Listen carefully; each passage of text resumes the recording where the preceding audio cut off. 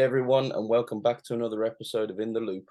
Today we have with us an artist that has had music supported by the likes of David Guetta, Nicky Romero, Ferry Corsten, Kryder, Sander Van Doorn, and more, with releases on labels such as Protocol, Enhanced, and his latest release to kick off the year, The Shore on Armada. It's sure to be a big year for today's guest, Solr. How are we doing, Solr? Hey guys. Hey man. Nice How to you doing? meet you. Nice to meet you Yeah. finally. Nice to meet you too, my friend. So, um, I want to start with the first question, which is how did you come up with your name? Yeah, this question every time. It's not such a big story, but yeah, of course I can tell you. Mhm. Look, I'm Greek, obviously, and here in Greece, the sun is the main thing, as you know. Okay. So when I started making music, my thoughts was, okay, let's make some summer music, some uh, music that makes you feel good when you hear Hmm. it. That was the point. But after that, I gave a little bit more depth into it. Like I love the space. I love all the things about planets. I'm trying to read everything and all that stuff when I'm not making music. So also I like the diversity between, the sun is the power, is the source of the power, but at the same time, in between the solar system, in between the planets, you get that coldness, that loneliness. It's not so shiny. Hmm. So you can translate that into my songs because at the end I'm writing more melancholic stuff and nostalgic stuff. It's not so happy after all, Hmm. but in the end I'm trying always to leave the listener with a happy feeling, not a sad feeling. So it's this diversity that I'm trying to have. And Solar is like solar music, it's like that. Hmm. But yeah, that's it. It's not like a big thing, but I So, like how it sounds also. so listening to your music is a bit more of a journey where it's not all dark, but it's not all happy. It's a mixture of both. And at the end Exactly. of the day, you take them on a journey, but it's a nice Exactly. journey. Yeah. In the end of the day, it's a dance song, but Uh-huh. I'm always trying to erase the feelings of the listeners first. It's not like a beat with drums. I'm always trying to bring some melodies, some feelings behind it, Hmm. and yeah, that's the point of it. So that's the aim with your productions and your music. Is it the Yeah. same sort of thing when you play at shows, when you DJ? This is tricky. This is quite different, I can say, because as a DJ, you want the people to dance. Hmm. At least this is what I aim to.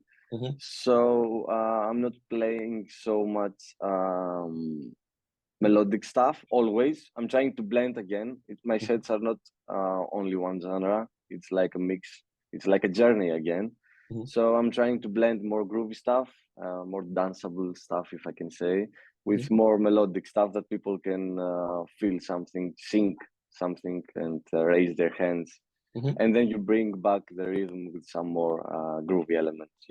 Hmm. It's nice to experiment in between groovy stuff and more melodic stuff.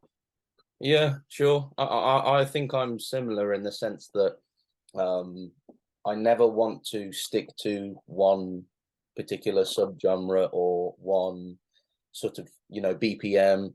I like to slow things down to the 120-ish area, but I love 125, 128, Okay. 130, right the way through. It's nice. It keeps things fresh, I think, Yeah. you Yeah, know. I am in between that area as well in terms of BPM. I'm like 122 to 126, Hmm. somewhere there. When I was a teenager, some years ago, I used to listen to all the EDM stuff like 128, the bangers back then. But Sure. now it's a little bit slower. I think I'm going more into deep house area, more things that you can listen to not only in a club but in your car, wherever you are actually. Hmm. So yeah. And would you in the future like to experiment with maybe higher or lower BPMs? Yeah, I'm always open into new stuff and Hmm. in collaborations with other artists. So yeah, I'm not saying no to anything. I will Hmm. try to try new stuff. But for example, I love drum and bass. I discovered this area while I was in London last year, Hmm. and I noticed that British people love that kind of stuff, I was gonna say and if you, I loved it yeah, too. So yeah, I was gonna say if you came to the UK, you'd love it here because it's all you hear. yeah, and I loved it. It's nice. It's I can describe it, but it's nice. I would love Yeah, to dive into that area. So yeah, I'm open to everything. yeah. I've never been too big of a fan of drum and bass because you get an overdose here. It's a lot of the time in clubs and places like that. You hear it so much, I get fed up. Yeah, But yeah, I see what you mean. Yeah, okay. but yeah. So I want to take you back to the very very start when you were Yeah, sure. when you were born. Did your parents have certain influence on you as a child when you were 3, 4 years old, starting to sort of learn about the world? What were the influences with you? Yeah, I would say my father was an influence in music Hmm. because he was playing the accordion back then. And I can barely remember when I was a child or a baby like that. He used to play me songs before I sleep with the accordion. So No. maybe this is where it stuck to my head all about music and stuff. And he Mhm. always tried to teach me in a way things about rock music and rock bands and Elvis Presley, for example, and stuff like that. So yeah, the first things that I remember from music is the rock area, rock genre.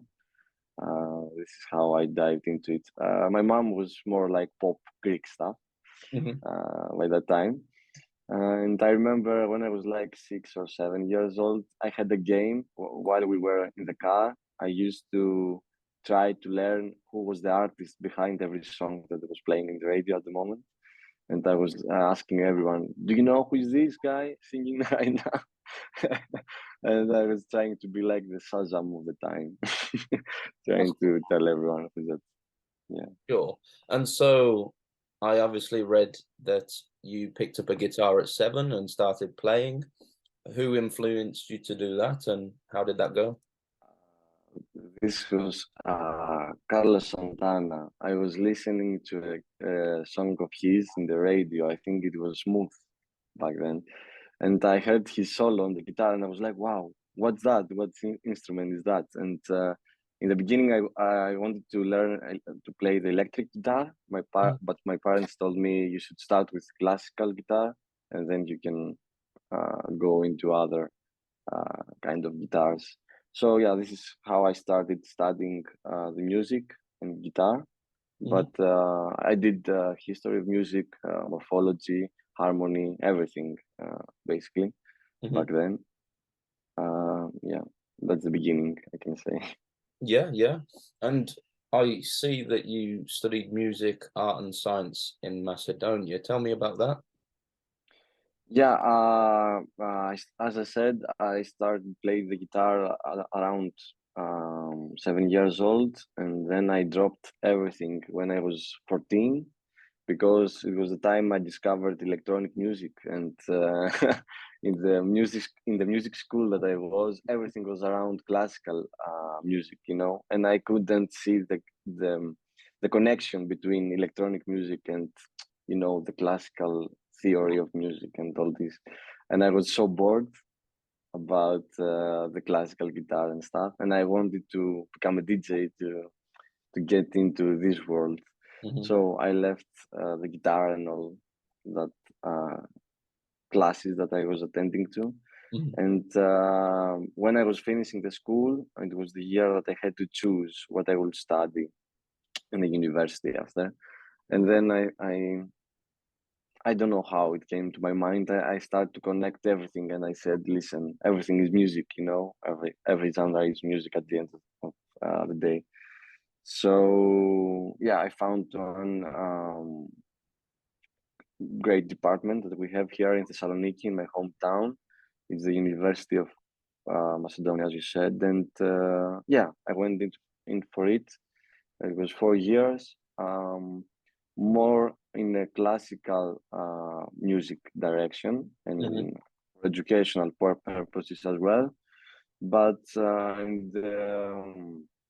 in the middle of my studies, I got to meet some great people, some of my teachers that they had a studio in the university, and I started helping them in there because they saw that I was producing by the time, and maybe I was good at it by the time. Hmm. So I was like an assistant to them in the studio and in the classes that they held, and yeah, it was a good journey and good experience. I took many things from them. And roughly what year would this have been? Like what time? 2014, 15, somewhere there. Hmm. Yeah. Hmm. Yeah, I got into the university at 2013. So this whole thing with the studio was 2 years after. So 2015 to 16. Okay, because I see you moved to Amsterdam in 2017. Yeah, So exactly after that. Yeah. between sort of 2014 and 17, what happened to make you move to Amsterdam? I've always wanted to live abroad, to leave Greece. Yeah, Hmm. it sounds sad, but Greece, it's like we can say a small country. You can see few things, but you can't see all the things that they are existing in a big city, Hmm. let's say. Hmm. And the opportunities, at least for music, are not so great here. Not many things happening. And except from that, I always wanted to live in a big European city, Hmm. to leave my house and live abroad. So when I finished with all of my the studies in the university and all the lessons that I had there, I just grabbed a suitcase and I flew there. I didn't know anyone by the time, and I wasn't so good producer by the time. It was very the beginning. I was trying to make beats and stuff. But yeah, I just went there, found some not exactly friends of my friends, Hmm. and they hosted me for a while in the house, and then I found a place to stay. Yeah, I stayed there for 6 months in Amsterdam. Okay. And do you feel like you achieved a lot in them 6 months? You grew your network? As I said, I wasn't even established as a producer back then. I didn't have any releases back then. Hmm. It helped me in a personal way because I had so many experiences there. It was difficult because it was my first time abroad, my first time outside of my home, Hmm. Hmm. and everything was in English. And it's not my mother language, and neither was theirs because they are Dutch. It was difficult to communicate, especially when you were working. But yeah, all this experience helped me grow up, and yeah, in that terms, it was very beneficial. Hmm. And when roughly did you start sort of learning and start releasing tracks? This happened in 2020 Hmm. while we were in the lockdown zone. Like many artists, I think it helped me in a way. It was very difficult psychologically, I can say. Sure. Very difficult staying, as well, staying in your house for such a long period. Yeah. It was very difficult to struggle with, but in the musical way, it helped me a lot because I was in the studio the whole day, literally the whole day, making new stuff, and all these feelings, I don't know, somehow helped me to reach new levels. Uh, yeah, Wow. making new songs, let's say, and yeah, I remember sending songs in demo drops for Axstone, for example. Hmm. And I was watching the live stream, and I remember the A&R. He was surprised because he liked it, and I was doing like crazy here in my house. I couldn't believe that. But nothing happened with Axstone back then, but it was great feedback, and it's the small things that keep you evolving and keep you in the track and keep you motivated. Yeah, that's Yeah, the word I was looking for. sure. And after that, I dropped a demo for Protocol. They were working with a website that you can drop all your demos there, and some labels are listening to them. Hmm. And I remember one day I got an email back from Timo, the A&R from Protocol, and he was saying, "Oh, yo, we heard your track. It was great. We want to sign it." And I couldn't believe it, man. Yeah, this day was one of my favorite days. It's great.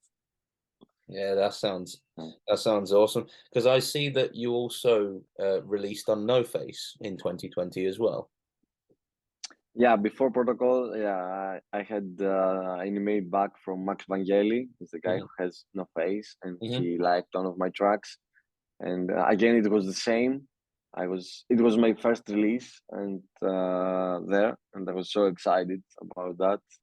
Yeah, as I said, it's these things that keeps you motivated and keeps you want to evolve and keep trying. And you say yourself, okay, maybe I'm in a good path right now. I should continue, because as an artist, you have many ups and downs in all Hmm. the way. And at least for me, it's like that. And sometimes you doubt yourself. Sometimes you feel comfortable with yourself, with what you're doing. And all these things, feedbacks from other artists, from labels. It's very good. It helps a lot to Yeah, continue. yeah, because I know that it was very difficult in 2020, to get motivation with the everybody staying at home. You're not going outside so Yeah, much, you're not meeting other people, experiencing life, and you're not able to pull from yeah, things as much to get motivation.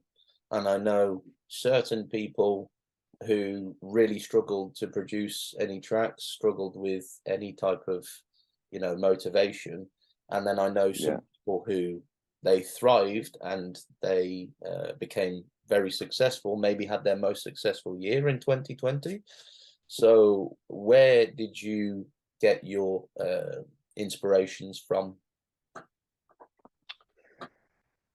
I think for me, there are two things that have to going on in my life that needs to be happen so I can be creative. The first thing is that I need to feel something very strong in my daily life. I don't know, something needs to be happen, a journey, a breakup, something very hard needs to happen to motivate me, like for emotionally, I can say. And the other thing is that I need to sit down by myself and close all the doors around me and just concentrate and let me breathe, like if I can say musically.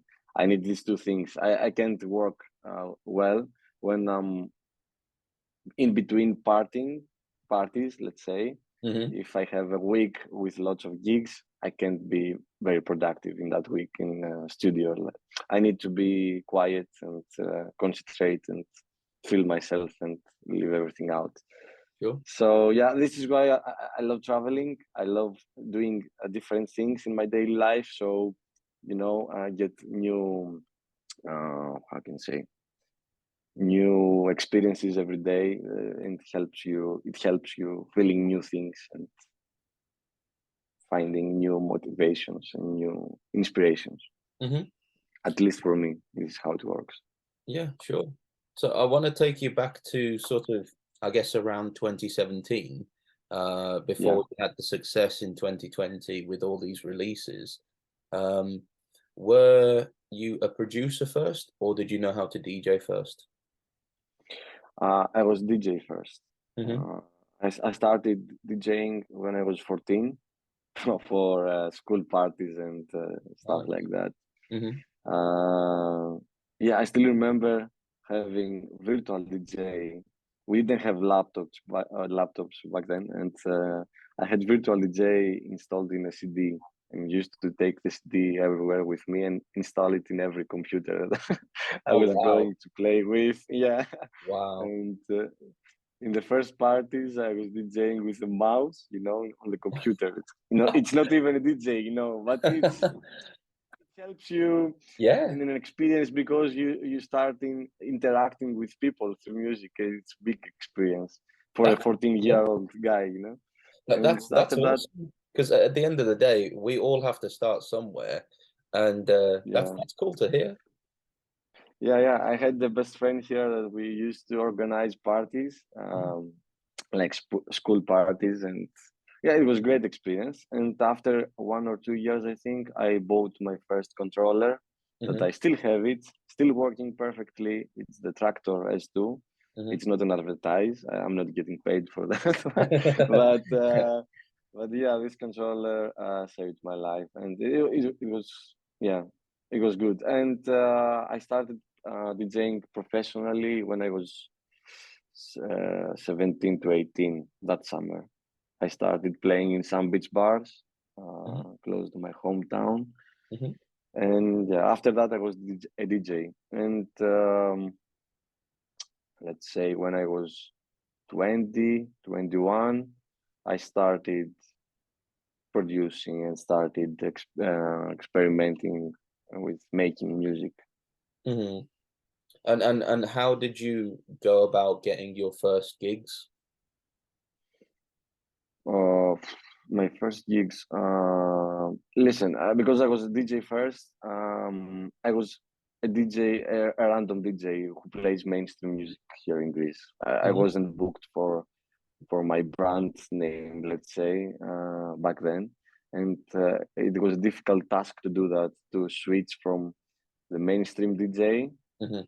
and to become Solr, let's say, and play as Solr the tracks that I produce, the tracks that I like to play. It's a Hmm. difficult switch.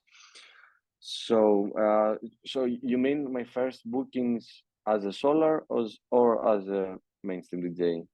Because it's Well, different. I suppose as a mainstream DJ first, you have to get those bookings before you can get the bookings that you actually really want. So Yeah, it's a build of the process, isn't it? yeah, exactly. So for when I was 18, finishing school, I had my first gigs during summer in some beach bars. Hmm. I can remember how I got these bookings. I think I just walked into the bar and said, "Hey, I'm a DJ," and yeah, I really don't remember. But I remember after the summer when I got back in my hometown. Um, Many things happened at the same time. I got a radio show in a big radio station here in Thessaloniki, and this helped me to get myself into some clubs here. So I got two residencies at once every week, and this is how it started. Yeah. Hmm. And can you take me through how you got it and your first show as Solr? Yeah. When was it? First show at Solar. First show at Solar. It was a party again here in Thessaloniki some years ago. It was a party with these colors that you spread. How you can say? You have the colors like liquids, and you spread it to the world. Hmm. You know what I mean? Yeah, It was yeah. that kind of party, of rave party, and some of my friends were organizing it, and they just asked me if I wanted to play. I think that was the first time that I showed up as a Solar, and I think after that it was London Hmm. last year that I could play as a Solar. I don't know if I can say the names of the clubs. Maybe I can. Yeah, I Hmm. used to play for Meraki Bar, and I Hmm. played there again this year. And I did some not exactly pubs. There's a big pub in not Clapham, but somewhere near there. That Mm-hmm. they have a club inside, and they booked me there as well. Anyway, yeah, last year was the first year that I had shows as Solr, and it's completely different thing. It's so different playing mainstream stuff. You know, when you are the DJ of a place, you're not anyone, and Mm-hmm. it's so different when people come to listen to your music. You feel all the attention, and everyone is looking at you, and you're feeling that you're doing something. It's so different. I love it. Sure. And I've seen obviously that you were born in Greece and you were raised in Greece. So can you tell me about the influence that Greece had on your music? Uh, Maybe I will be harsh on that, but I don't think Greece has had an impact in my music. Look, Greece, it's more like the here people like more Eastern cultures in their music. They prefer more Indian stuff, let's say, or I don't know, Eastern music, not the Western music so much. They have different, uh, uh, they like different things, let's say. So I don't think Greek music helped me so much. At least, yeah, I didn't get inspired from it. Mm-hmm. Uh, yeah, I know the songs. Obviously, I am listening to them every time. Every time that you are going out in Greece, you get to listen all the Greek songs. Sure. But yeah, I don't think I have a Greek influence on my tracks. Many people have said to me, "Why don't you try to blend house music with Greek music?" You know, but it's not my thing. And I want to produce what I feel, what I what I need to express, and it's different. Yeah, Mm-hmm. I like to hear it. Don't get me wrong; it's great. We have great music in Greece, but it's not Solar. It's not what I do right now. Sure, sure. And who would you say has been your biggest inspiration in dance music? That's a good question. There are many guys out there that they have played their part. Mm-hmm. I would say my biggest inspiration were and still is Swedish House Mafia. Mm-hmm. Yeah, these guys are legends for me. And but except for them, David Guetta played his role because back in the day he was, and he still is, so famous. And the good thing that he does is he spreads the dance music uh, industry in so many people that they don't even know EDM. Mm-hmm. So when I was a child, yeah, you're listening to the radio and you're listening to that name, David Guetta, and you like the music and you're like, oh, what kind of music is that? And you start looking for it. So yeah, David Guetta played his role back then. Mm-hmm. Also, Armin van Buuren played his role back then. I Mm-hmm. remember his track "In and Out of Love." Mm-hmm. He made me buy his next album. I still have the CD, Mirage. Uh, so yeah, these guys, I think, uh, yeah, was the first influences about dance music for me. Mm-hmm.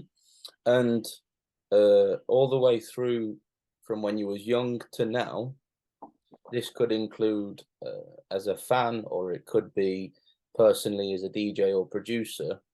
What has been your favorite musical memory so far?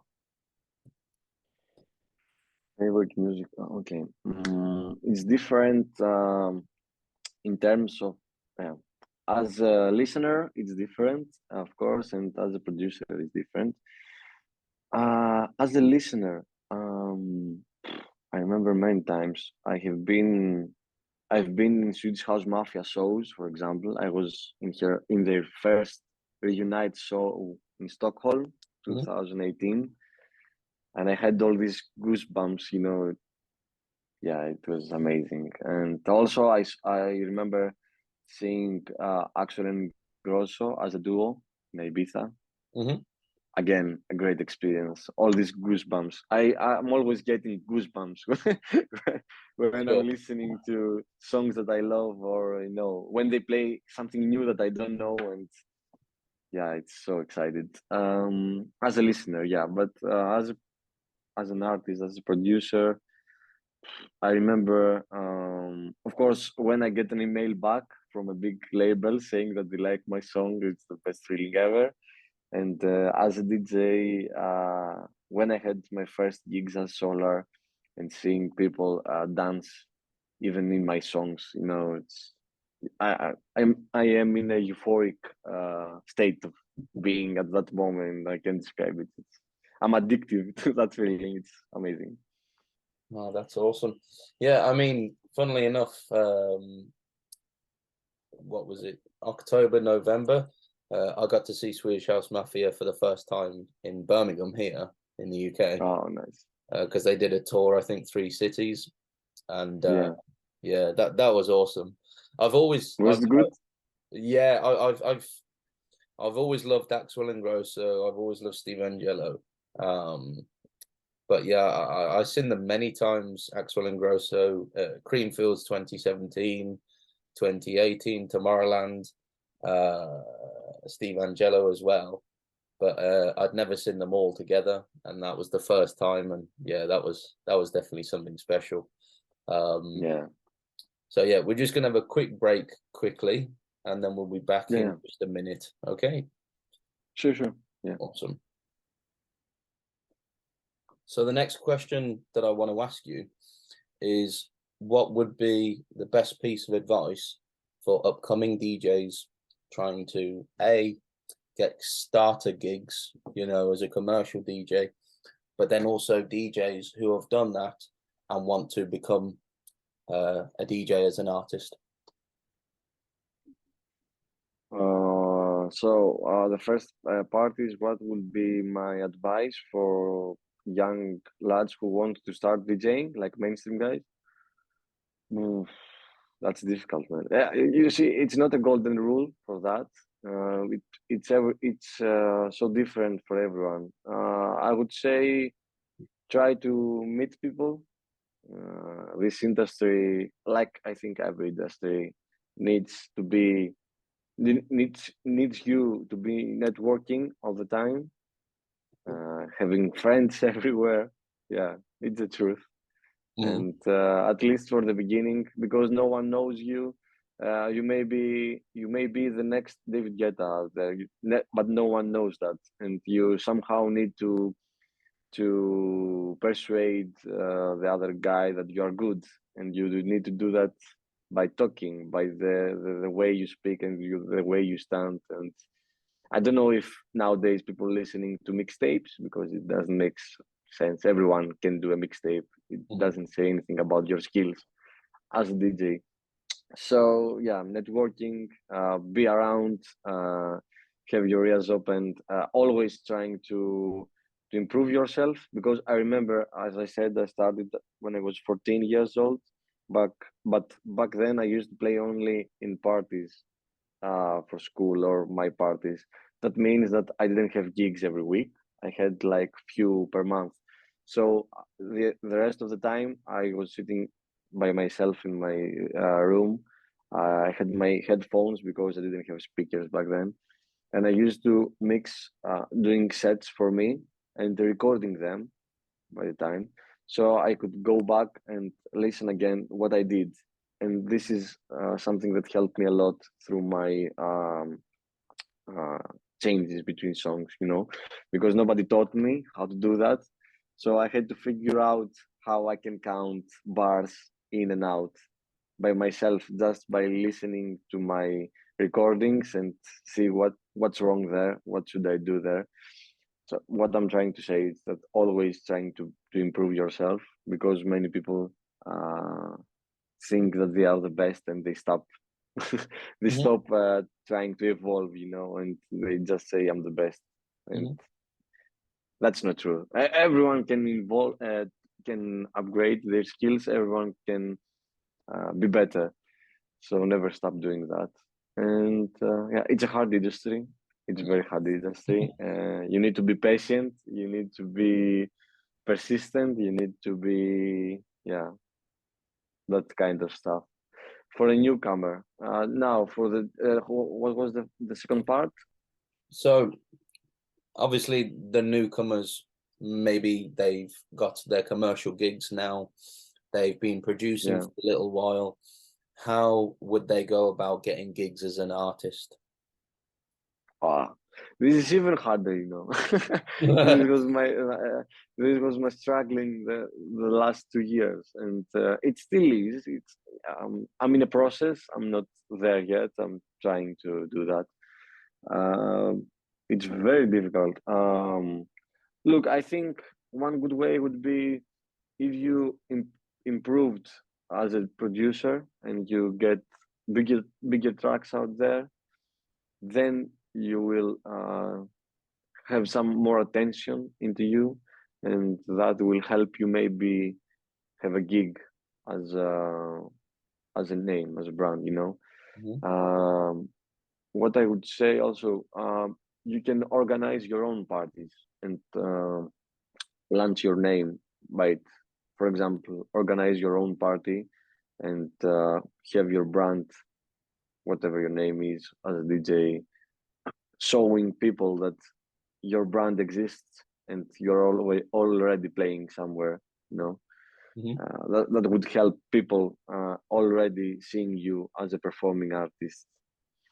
Um, but yeah, I think the more you grow up as a producer and you put out there bigger tracks, you lead more of attention into you, and this helps mhm, to get booked, maybe, mhm. let's say. And is there one track that has made a big impact on you in terms of your influences? Yeah, there are a lot of tracks to be honest, but I remember one of my all-time favorites for sure is "Don't You Worry, Child," Swedish House Mafia. It had a big impact on me, both as an artist, but as a listener at the time. I had a difficult time back then, and this track, yeah, like I think many people around the world, it was speaking in your heart, you know, Mhm, and it helped me a lot. Yeah. mhm. And a question I often ask people, because it's a topic that interests me. Um, do you need to produce to be successful as a DJ artist? Oh, this is a tricky question. Listen, I'm exploring in that world, in this industry right now, and I'm seeing things, and I'm trying to get information and see how all this thing is working. Uh, it's way different than people believe that is, and Mhm, if we want to face it for what it is, it's an industry, it's work, it's companies, it's brand names. Um, Most of the times, it's not the romantic scenario that we have, that there is one guy who produces and writes his music, and he becomes super famous and he has worldwide gigs every day. And at the same time, he manages to put hits every month out there. It's not like this all the time. It's mhm, like a group effort, it's a team effort, it's a team sport, let's say.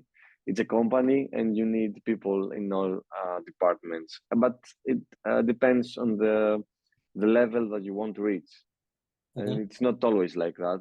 I think there are few artists out there that this is the truth behind it. They are top producers and they made it. Okay, but it's not always like that. Yeah, I think it's a team sport. Yeah, you need to invest invest and develop a company, a yeah, brand name that sells well. Yeah, yeah, it's lots of jobs around it. You know, it's different job to produce, different job to be a good DJ, different job to promote it, different job to have all these departments working together. Good. It's many jobs, and it's so difficult for one man to do that. It's yeah. too Yeah, difficult. I agree. I think there's many tasks that are asked of us because, like you say, you have to be a good DJ, you have to be a good producer. In my case, at the moment, you have to be good at editing. Do Yeah. the right things that the people want. Be good with social media. Um, Yeah, man. network not only over social media, but be able to speak to people in person. There's a lot of different tasks that we have to get down Yeah. right. Um, Yeah. like you say, it's Yeah. if you're just a DJ or if you're just a producer, but you don't have any of these other things, you're gonna struggle, I think. Yeah. Yeah. I think the time that you were making it by just being a good DJ has passed, I think. For example, now you have to be creative in the studio if you're producing your own music. But at the same time, I have to be creative in my social media. I need to take care of my content to look good, to attract more people, to study Instagram, to see how it's working.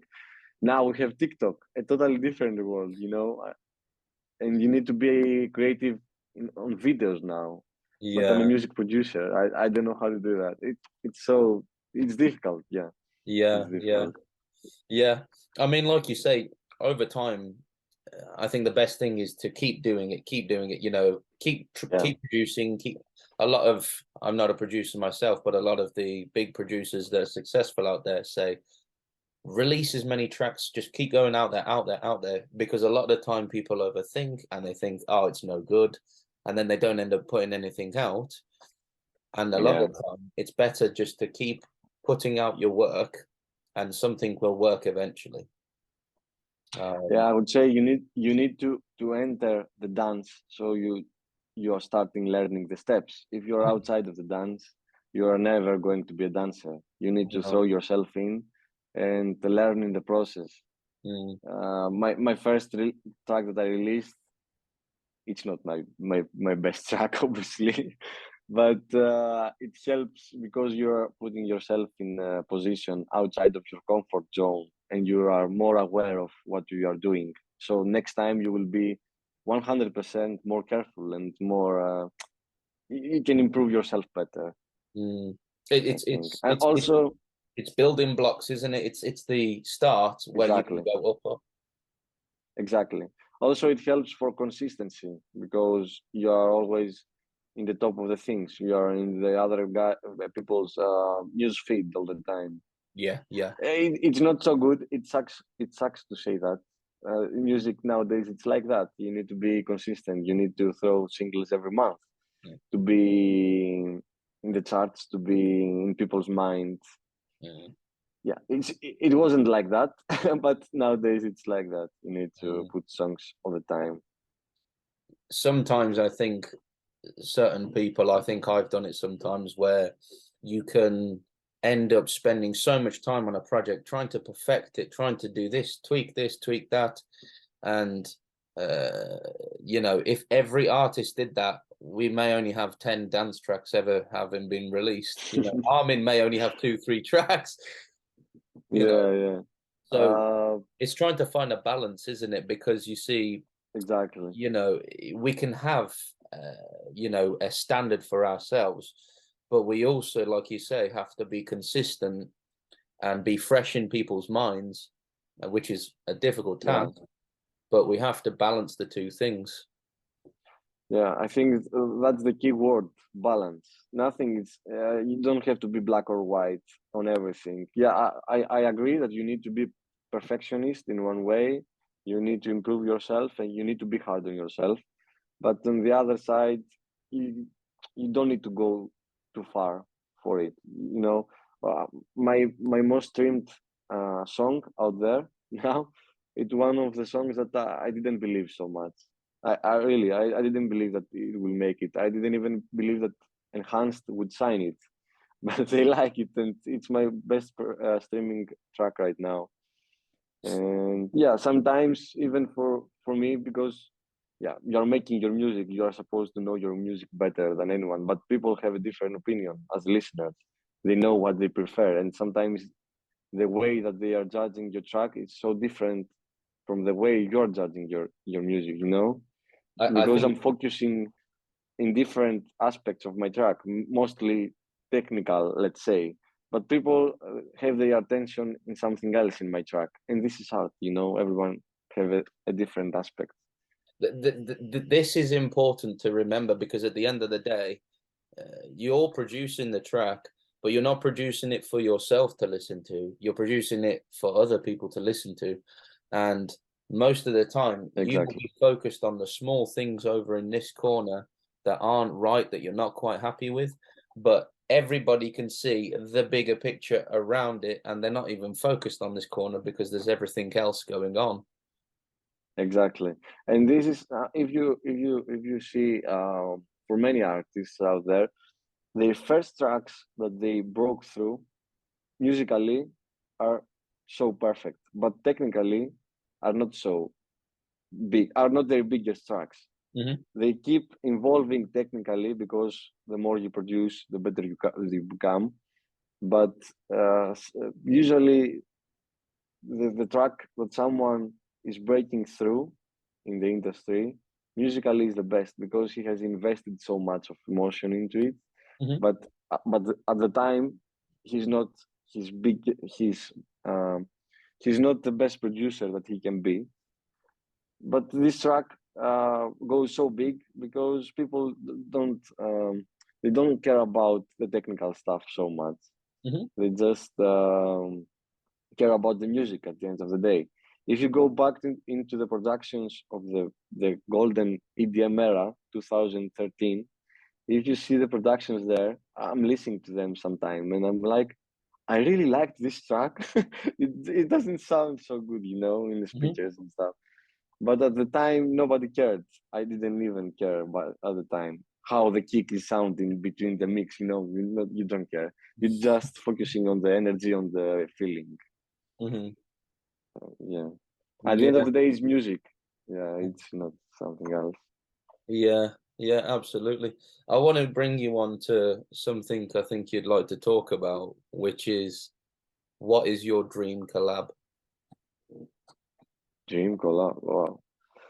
Um, I think for every producer, dream collab would be to collab with the artist that got them into the industry. For me, let's say Swedish House Mafia would be the top of the top. Yeah.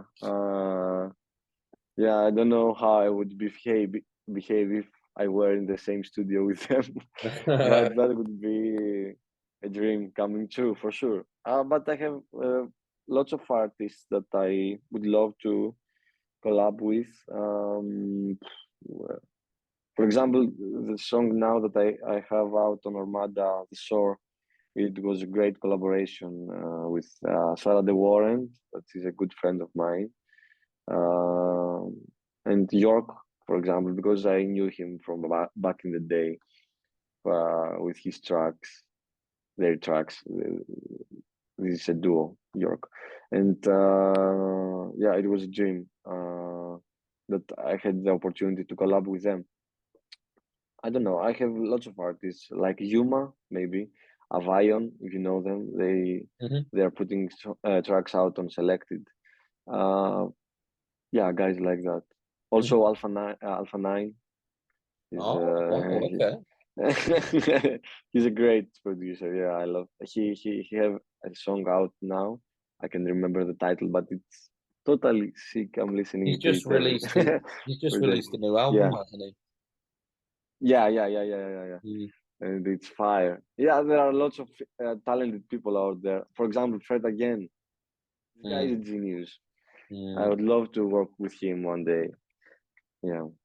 Yeah, because that's funny because like you name some artists that are sort of deeper, but then you name Alpha 9, which I think of as more trancey. Trance. So Yeah, it's a yeah, bit yeah. more of a different style. Yeah. This is what I'm listening to. I'm not listening only in one genre. Let's say I love many trance tracks, more melodic stuff. I love some more deep housey stuff, and yeah, when you blend it somehow, this is a way to make something new and fresh. Hmm. I don't want to be in a certain genre and try to be in these rules of the genre, to produce a deep house track, and that's it. Yeah, that's me. I'm trying to produce what it feels good, and taking stuff that I have in mind, more melodic stuff, more groovy stuff, and blend it all. Mm-hmm.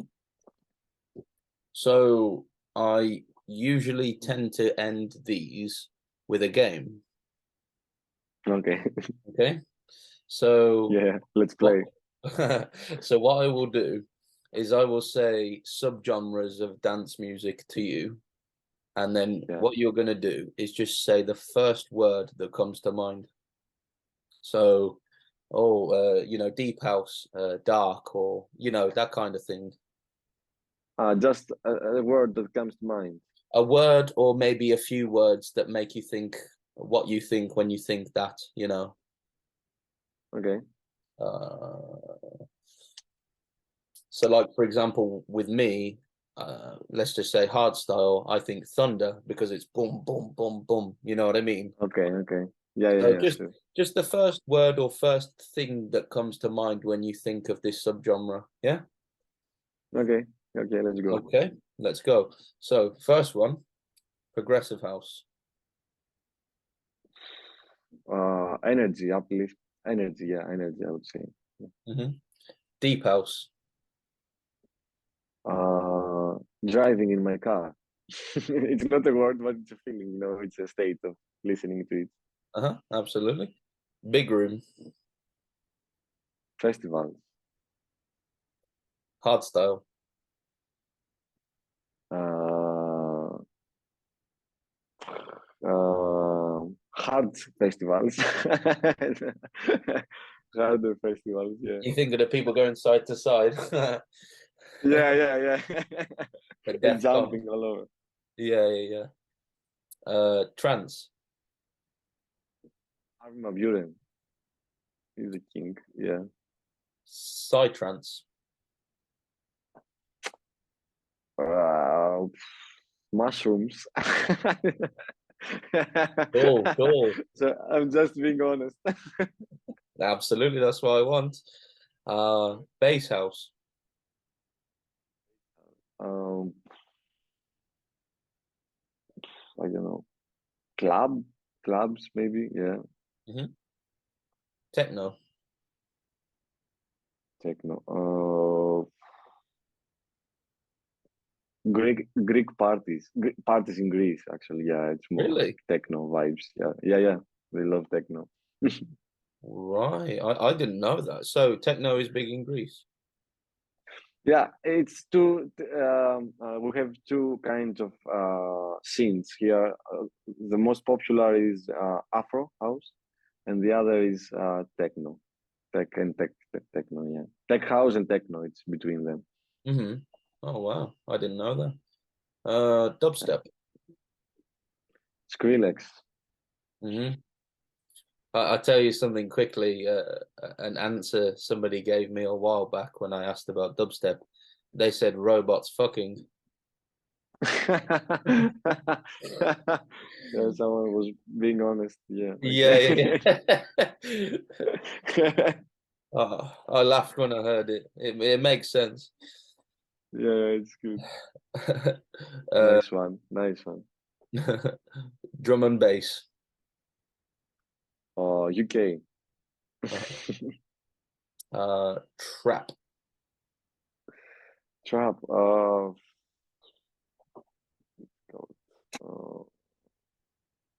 I really don't know. What should I say about it?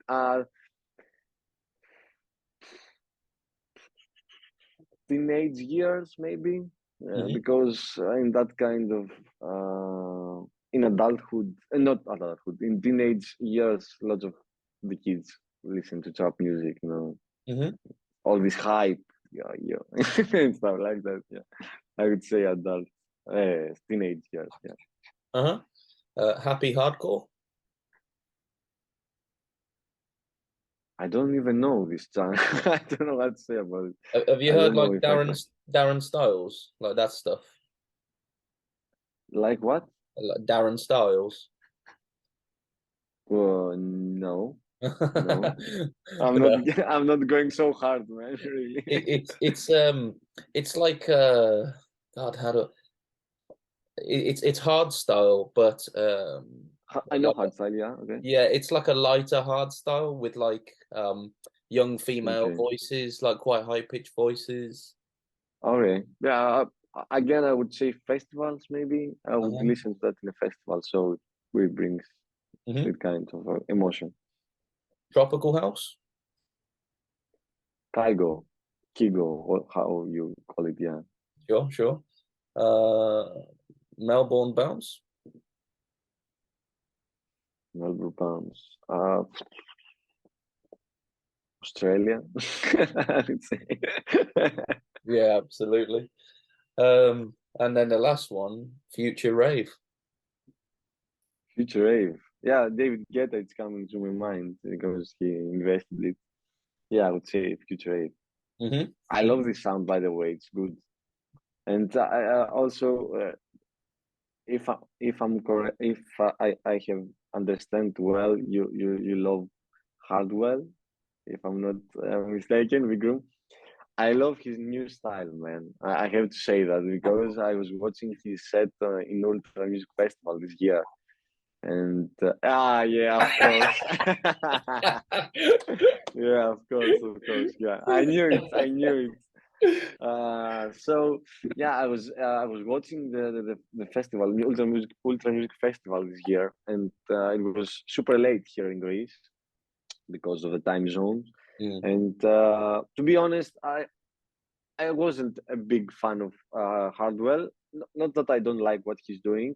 I He's a legend out there, but mhm. it's not my cup of tea. Let's say it's not Sure. my music. It wasn't at least. Hmm. But I heard his new stuff this year, and I was mind blown, man. I was like, I had the speakers on maximum level, and I was like, what's that? Yeah, I have to respect this guy because it's so difficult to come up in a stage like this after these years and play only IDs. Total respect. Yeah, He's yeah, I amazing, agree. and So every track was a killer. Yeah, could we massive see respect some for him. future rave from Solar in the future? I don't know. Maybe. I don't know. I don't want to say no for anything. So maybe it depends on the collab. If I have to collab with some guy who produces that. But for sure, if I would do that, you would hear some melodies in between that. It would be melodic again. But yeah, I would try that. Hmm. Why not? And finally, what can we expect from Solar this year? What we can expect from me? More releases for sure. I have one more coming out next month, and some others will follow. More gigs as a Solar this year as well. And 2 years ago, I was trying to have, like we said, one track per month, but now I'm trying to pay more attention to every track that I make. So for sure, every track that I'm taking out from now on, even the Solr, for example, it has a story behind it. It's not just one more track.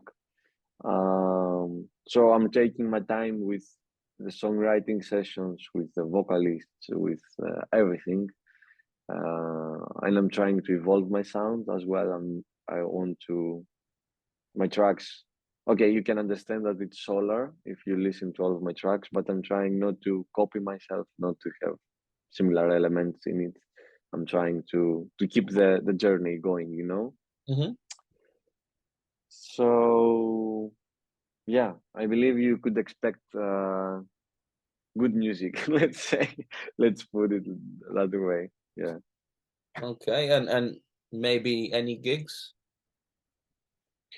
Yeah, I'm starting a residency here in my hometown, but I'm doing some abroad gigs, uh, hopefully in UK, and I'm going in Macedonia, the neighbor of ours here, Um, that's it for now. Yeah, I can't tell many things about the future because yeah, I want everything to be sure first and then announce it.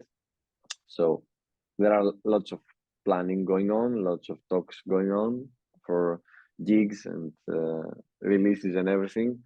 But I think everything has its time to be announced. So I will keep you posted for everything. And Awesome. if you come down to Greece, let me know. I will be Yeah. around. Maybe I will be in Mykonos again this summer, like last year. Uh-huh. So yeah, I will Awesome. be around. Well, thank you very much for taking the time to talk to me, and I will speak to you soon. It was a pleasure, man. Thank you for the Thank you, my time. friend. Yeah, it was nice. Thank you. Thank you. Cheers. Take care. Thank you. Bye. Cheers. You too.